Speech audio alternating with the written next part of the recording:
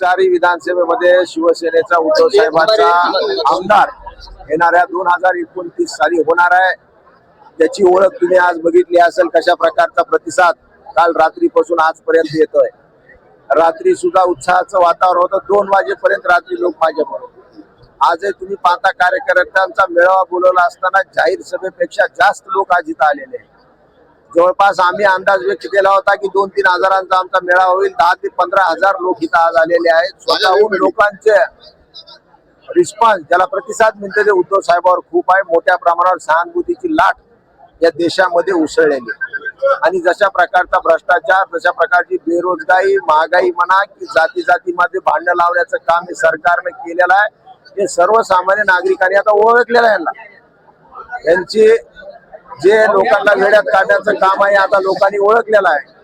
त्यामुळे येणारी 2029 ची निवडणूक ही अतिशय सोपी होणार। पाथरीमध्ये आज छत्रपती शिवाजी महाराजांच्या पुतळ्यासह ज्याला की शासनाकडून परवानगी नव्हती त्याचं उद्घाटन खासदार साहेबांच्या हस्ते झालेलं आहे। काय सांगणार परवानगी शासनाने परवानगी दिली नव्हती त्याची? छत्रपती शिवाजी महाराज हे आपला आराध्य दैवत आहे।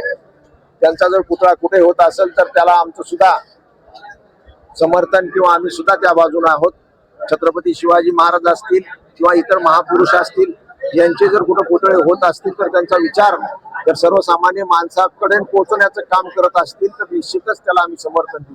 पण कुठं जर तिथं राजकारण होत असेल तर महापुरुषाच्या नावावर राजकारण करणं सुद्धा फार चुकीचं आहे, हे सुद्धा मी या निमित्तानं स्पष्ट करतो। सर, उभाट्यात त्यांना विकास होत नव्हता म्हणून जिल्ह्याचा काय म्हणणं आहे त्याच्यावर? आपण कार्यकर्त्यांना सांभाळण्यासाठी अडचणी येत होत्या, निधी भेटत नव्हता। कार्यकर्त्यानं मतदान केलेलं आहे का? 18 लाख लोकांनी मतदान केलेलं आहे।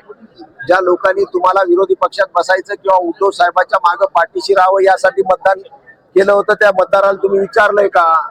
18 लाख मतदारांनी तुम्हाला याचं समर्थन दिलंय का?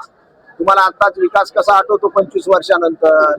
आणि जे सरकार भ्रष्टाचारामध्ये डुबलेलं आहे अशा सरकारला समर्थन देऊन तुम्हाला त्यामध्ये जाऊन भ्रष्टाचार करायचा आहे का? जे सरकार काहीच करू शकत नाही त्या सरकारच्या पाठीमागे तुम्ही का राहता? जी नाव आधीच फुल झालेली आहे, जिथं लोक यायला सुद्धा म्हणजे इतकी गर्दी, त्या गर्दीत तुम्ही जाऊन बसता कशासाठी? ही भ्रष्टाचार ते ती करतायत, त्यातनं काय आपल्या हाताला लागतंय का? यासाठी तुम्ही गेलायत का? हा सुद्धा फार मोठा प्रश्न सर्वसामान्य जनतेवर पोहोचले। प्रभावती नगर मध्ये काचाचे रस्ते होणार आहेत म्हणून विकास, परभणीची दुबई करणार आहेत म्हणून। परभणीची दुबई